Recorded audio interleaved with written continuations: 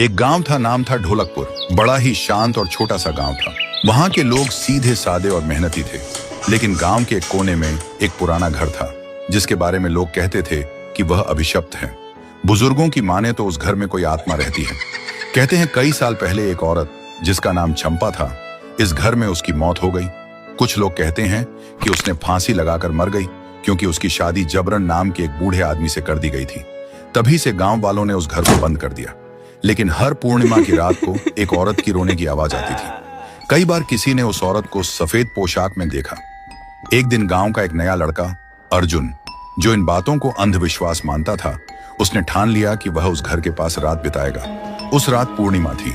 अर्जुन ने टॉर्च ली और घर के पास जाकर बैठ गया। शुरू में सब ठीक था, लेकिन आधी रात होते ही अचानक ठंडी हवा चलने लगी।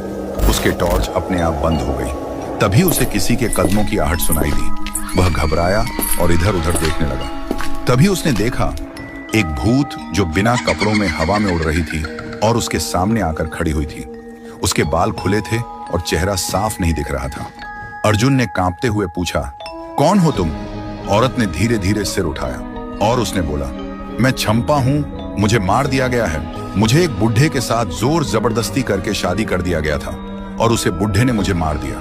और अंत में कहा, मुझे न्याय चाहिए। और उसके बाद चंपा वहां से चल पड़ी। अर्जुन बेहोश हो गया और सुबह तक वह बेहोश पड़ा था। जब उसका होश आया तो देखा सुबह हो गया था। गांव वाले उसे बेहोशी देखकर उसके पास आया और पूछा कि क्या हुआ। रात में हुई पूरी घटना सबको बोल दिया। उसके बाद अर्जुन ने गांव छोड़ दिया और कभी वापस नहीं आया। और तब से कोई उस घर के पास नहीं जाता। अब भी हर पूर्णिमा की रात घर के पास से एक औरत की सिसकियों की आवाज आती है।